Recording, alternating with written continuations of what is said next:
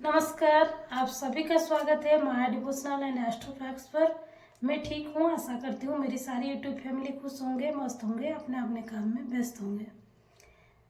बहुत दिन से मेरी वीडियो नहीं आ पा रही थी क्योंकि मेरी तबीयत थोड़ा ज़्यादा ख़राब थी, गले में बहुत खराश था, इसीलिए नहीं बना पा रही थी वीडियो। तो आज एक नए टॉपिक के साथ मैं आई हूँ कि बहुत सर्चेबल टॉपिक ये है यूट्यूब पर कि हम लोग महादेव के पास, भोलेनाथ के पास कौन सा दीपक जलाएं? गोल वाला बाती का दीपक जलाएं कि लंबी बाती का दीपक जलाएं? देखिए, ऐसे बहुत लोग ये भी बोलेंगे कि इतना कठोर नियम मत बनाइए कि जिसे मानने में मुश्किल हो, क्योंकि सभी लोगों के पास तो ये रहता ही नहीं है कि दोनों तरह का दीपक खरीदें जलाएं। तो ये पहली बात ये है कि महादेव हो, चाहे लक्ष्मी नारायण हो, चाहे कोई भी देव देवता हो, सभी देव देवता मूलतः इससे खुश होते हैं कि हम लोग का मन में श्रद्धा कैसी है। जो बिल्कुल भी मंदिर नहीं जाता है, जो बिल्कुल भी दिया नहीं जलाता है, उससे भी भगवान प्रसन्न होते हैं, क्योंकि भगवान को प्रसन्न करने के लिए सबसे जो मूल वजह है, जो जिससे भगवान जी खुश होते हैं, चाहे कोई भी देव देवता हो, वो मेन होता है मन में श्रद्धा।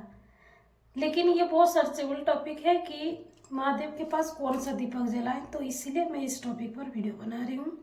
वीडियो में पूरा बने रहिएगा अगर आपको संपूर्ण जानकारी लेनी हो। तो चलिए हम लोग वीडियो स्टार्ट करते हैं।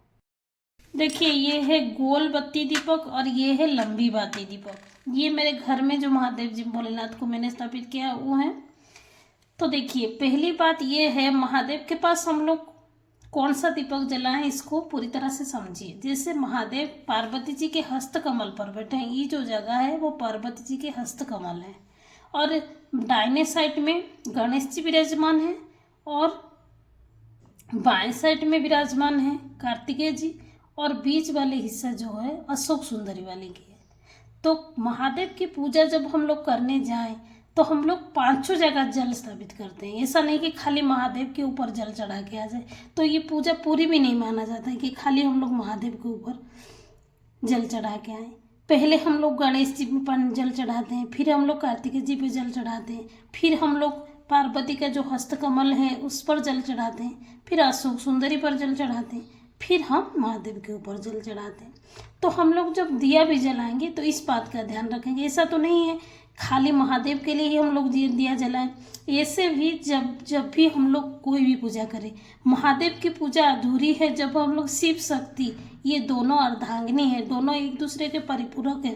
तो मान लीजिए हम लोग शिव जी को खुश करना चाहें तो हम लोग को शिव जी और शक्ति जी दोनों को एक साथ पूजा करना होगा। मेरे घर में ये दोनों विराजमान हैं। अगर आप शिव जी की पूजा करते हैं तो आपको शक्ति की भी पूजा उनके साथ करनी होगी, उनके पूरा पूजा का फल प्राप्त करने के लिए, उनके खुशी के लिए, क्योंकि ये होता है पति पत्नी जहाँ एक साथ विराजमान हो उस घर में शांति बनाई रहती है। चाहे आप लक्ष्मी अगर घर आना चाहते हैं तो आपको लक्ष्मी नारायण दोनों की पूजा करनी होगी, ना कि एक की।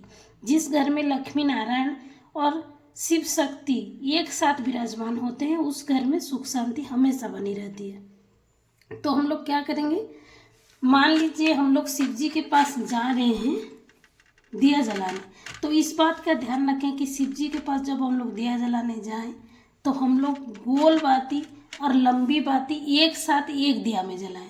इससे क्या होगा कि हम लोग शिव और शक्ति दोनों को खुश कर पाएं। जैसे उनके साथ गणेश जी भी है, कार्तिकेय जी भी है और साथ में अशोक सुंदरी भी है। तो हम लोग जब दो बाती का दिया जलाएंगे, दोनों बाती को एक साथ घी डाल के थोड़ा सा अखिया डाल के जलाएंगे, तब भी हम लोग का पूजा को पूर्ण फल प्राप्ति होगा। एक बात, गोल बाती हम लोग कहाँ जलाएं? गोल बाती को हम लोग जला सकते हैं ब्रह्मा विष्णु शिव जी के मंदिर में। जैसे देवताओं को खुश करने के लिए हम लोग गोल बत्ती का दिया जलाएंगे। तुलसी के पौधा के पास भी हम लोग गोल बाती का दिया जलाएंगे, और पीपल के पेड़ के सामने, बरगद के पेड़ के सामने जिसका शनि का दशा खराब रहता है वो लोग दिया जलाता है, उस लोगों के पास भी हम लोग गोल बत्ती का दिया जलाएंगे। और बाकी रहा लंबी बत्ती का दिया हम लोग कहाँ जलाएंगे, तो लंबी बत्ती का दिया हम लोग देवी पूजा में, जैसे मान लीजिए नवरात्र में हम लोग लंबी बत्ती का दिया, लक्ष्मी जी का जैसे पूजा रहता है तो हम लोग लंबी बत्ती का दिया उसमें यूज करेंगे। और पितरों के लिए भी हम लोग लंबी बत्ती का दिया इस्तेमाल करेंगे। और आंवले के पेड़ के नीचे भी हम लोग लंबी बत्ती का दिया इस्तेमाल करेंगे। तो लंबी बत्ती से क्या होता है कि सुख, समृद्धि, धन संपत्ति में वृद्धि होती है लंबी बत्ती के दिया से।